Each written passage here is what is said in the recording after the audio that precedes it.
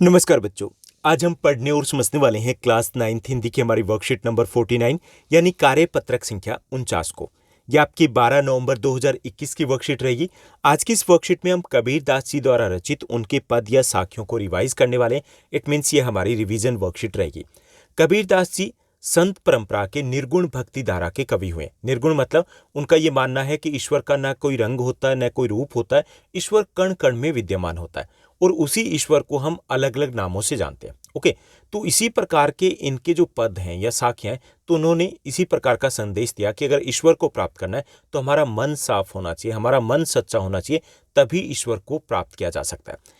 तो चलिए शुरुआत करते हैं हम आज की इस वर्कशीट की और उनकी कुछ साखियों और पदों को हम पढ़ने का प्रयास करेंगे सबसे पहले, और इन्हीं पर आधारित रहेंगे हमारे आज के प्रश्न जिनको हमें हल करना है। तो यहां पर दिया गया कि मोको कहां ढूंढे बंदे, मैं तो तेरे पास में। यहाँ पे किसको ढूंढने की बात की जा रही है? मैं तो तेरे पास में। यहाँ पे मैं कौन है? मैं ईश्वर है। ओके, ईश्वर है जिसको हम अलग अलग नामों से जानते हैं। ओके, ऊपर वाला तो एक ही है ना। तो यहाँ पे ईश्वर है, उनकी तरफ से कहा जा रहा है कि मुझे कहाँ ढूंढ रहे हो। बंदे मतलब सामान्य आदमी, जो जन सामान्य है, उसकी बात की जा रही है कि मुझे कहाँ ढूंढ रहे हो, मैं तो तेरे आसपास में हूँ। आसपास में क्यों? क्योंकि ईश्वर है वो कण कण में होते हैं। ईश्वर हर किसी में होते हैं, जीव में भी है, सजीव में भी है, निर्जीव में भी है। सच्चे मन से हमें तलाश करनी है सिर्फ। तो मैं मोको कहाँ ढूंढे बंदे, मैं तो तेरे पास में। ना मैं देवल, ना मैं मस्जिद, ना काबे कैलाश में। कि ना तो मैं मंदिर में हूं, ना मैं मस्जिद में हूं, न मैं काबा में हूं, ना मैं कैलाश में हूं। कहीं ढूंढने की आवश्यकता नहीं है, मैं हर कण में हूं, हर कण में हूं। सच्चा मन होना चाहिए। आपको मंदिर, मस्जिद या किसी और जगह पे जाने की आवश्यकता नहीं है। आप मुझे सच्चे मन से ढूंढिए। जहां पे आप मुझे ढूंढने का प्रयास करोगे वहीं पे मैं हाजिर हो जाऊंगा, वहीं पे मैं आपको मिल जाऊंगा। आपको सिर्फ सच्चे मन के साथ मेरी भक्ति करनी है, मुझे प्राप्त करने के लिए प्रयास करना है। ना तो कोने क्रियाक्रम में, नहीं योग विराग में। ना ही मैं क्रियाक्रम में हूं। क्रियाक्रम मतलब कर्मकांड, जो हम कई बार दिखावा भी करते हैं, आडंबर भी करते हैं, कि ना तो उससे मुझे प्राप्त किया जा सकता है, न ही योग विराग में। ना ही मुझे प्राप्त करने के लिए आपको जंगलों में जाकर के तपस्या करने की आवश्यकता है। आप साधारण तरीके से रहिए, अपने जीवन का यापन कीजिए, लेकिन अपने मन को सच्चा रखिए। सच्चे मन के साथ मुझे पुकारिए, सच्चे मन के साथ मेरा सिमरण कीजिए, सच्चे मन के साथ मुझे याद कीजिए, मुझे आप प्राप्त कर सकते हो। खोजी होय तो तुरंत मिलनो, पल भर की तलाश में। कि अगर आप मुझे खोजना चाहोगे, खोजी का मतलब यहाँ पर कि जो भक्त है, ओके, जो भक्त है, जो साधक है, कि अगर वो मुझे खोजना चाहे तो मैं तुरंत ही मिल सकता हूँ, पल भर की तलाश में मिल सकता हूँ। क्यों मिल सकते हैं? क्योंकि ईश्वर तो हर कण कण में विराजमान है, हर कहीं पर विराजमान है, हर किसी की सांस में विराजमान है। कबीर कहे सुनो भई साधो, कि कबीर दास जी कहते हैं कि हे साधक सुनिए, सब श्वासों की श्वास में, कि ईश्वर है वो हर एक सजीव वस्तु में, हर एक जीव में है। उसके लिए हमें कहीं और जाने की जरूरत नहीं है।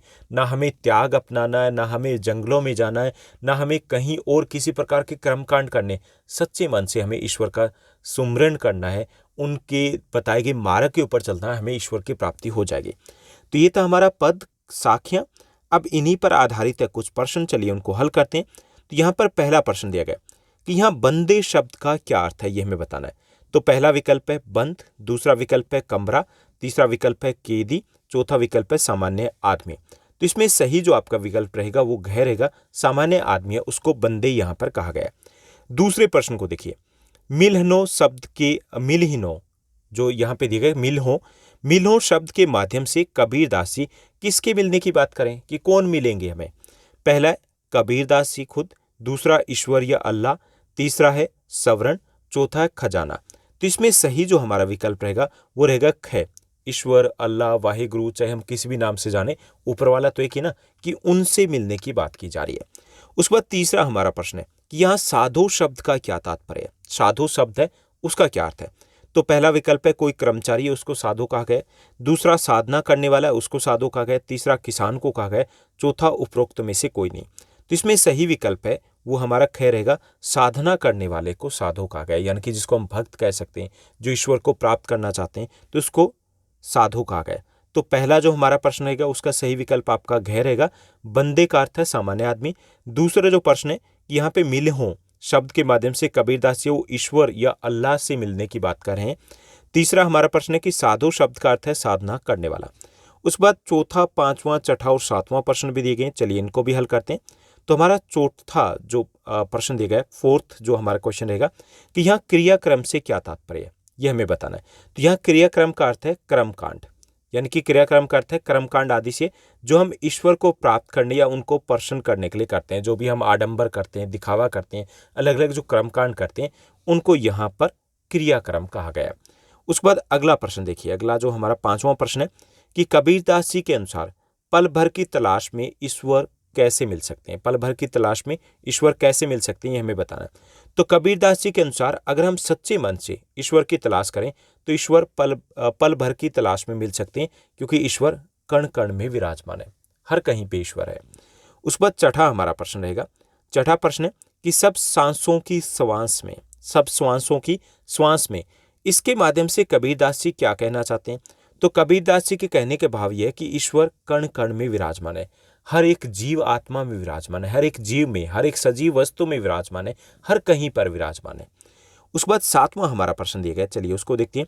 7वां प्रश्न है खोजी होय तो तुरते मिल हो में खोजी किसको कहा गया। तो यहाँ पर खोजी भक्त अथवा साधक को कहा गया जो ईश्वर को प्राप्त करना चाहता है, जो ईश्वर की भक्ति कर रहा है, तो उन्हें कहा गया खोजी। तो ये थी हमारी आज की बेहद आसान वर्कशीट।